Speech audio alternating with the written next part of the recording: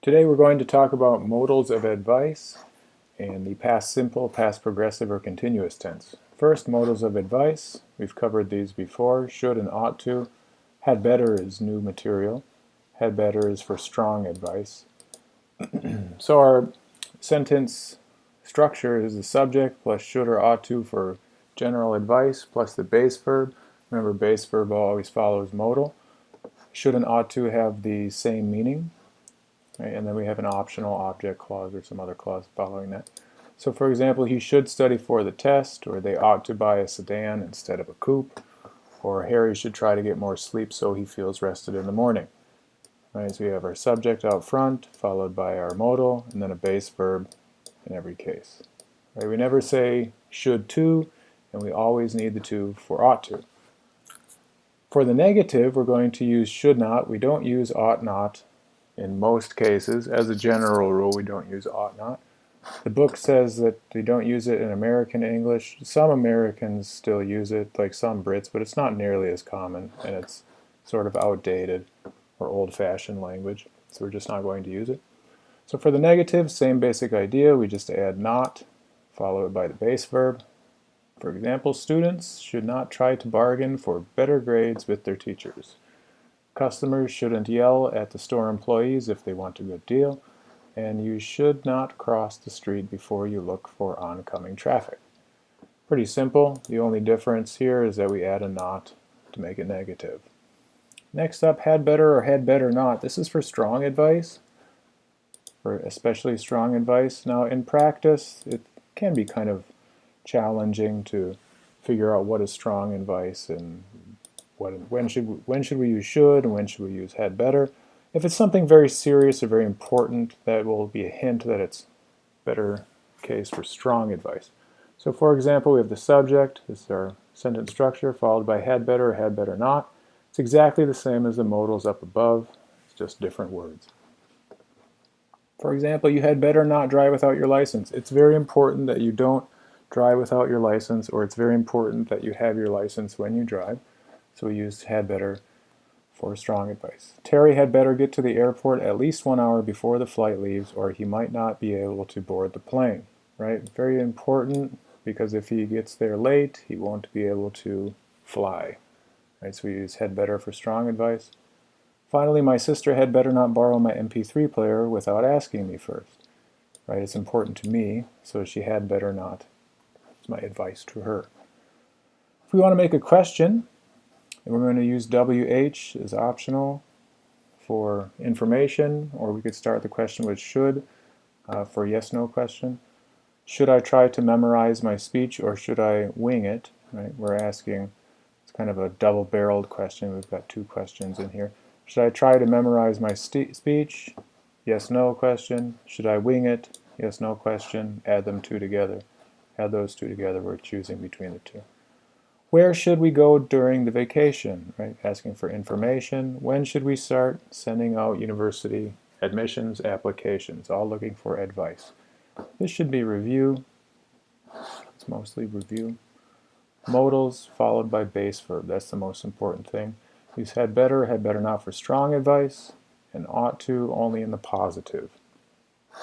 Next part, simple past and past progressive.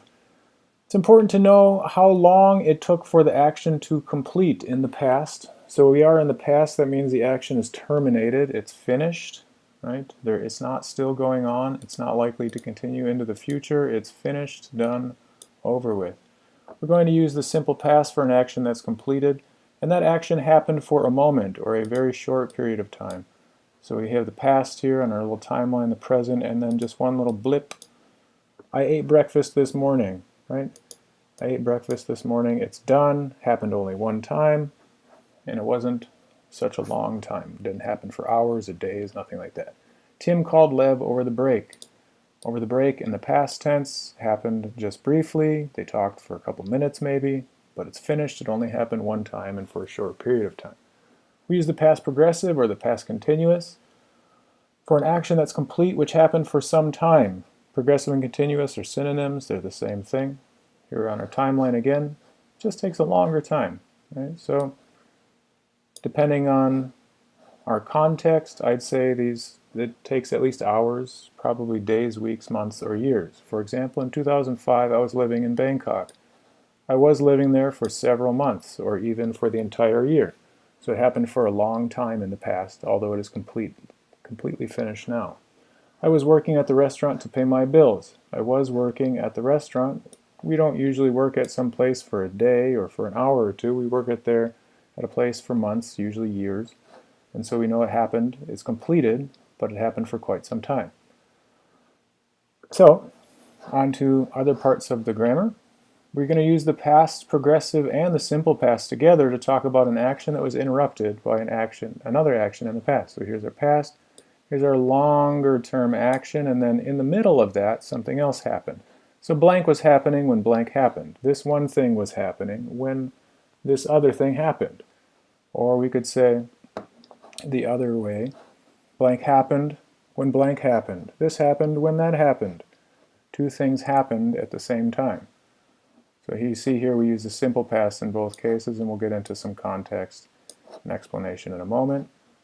Subject was verb ing when noun simple past, or when noun simple past, noun 2 simple past.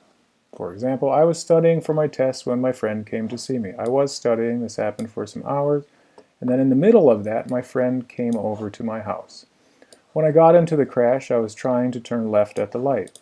I got into the crash. This interrupted me trying to turn left at the light. I was turning left.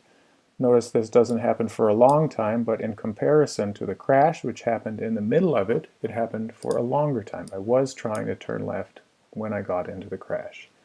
I screamed when I saw the snake. These two things happened almost at the same time. I saw the snake and then I screamed. I screamed when I saw the snake. And when I arrived home, I saw the news on the television. I arrived, and shortly thereafter, I saw the news. Both of these things happened only for a short period of time. Arriving takes only a moment, and seeing something takes only a moment. Next up, we're going to use the past progressive or continuous to talk about two actions that happened at the same time in the past. We've got thing 1 and thing 2, and they're happening for quite a little bit of time in the past. The actions are completed, but they stretched over time. This was happening while that was happening, or noun 1 was verb ing while noun 2 was verb ing.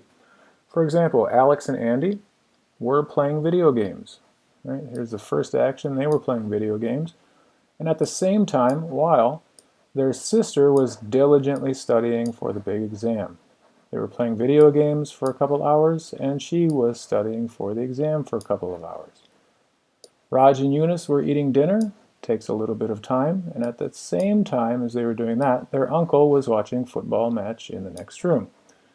Right? So their uncle's watching the football match at the same time as Raj and Eunice were eating dinner.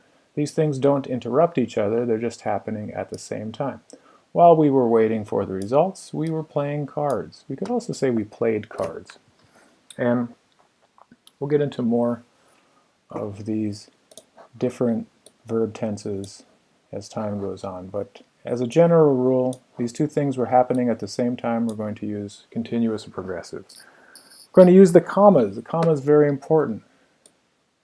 It's very important that you know how to use the comma correctly. You had better learn how to use the commas.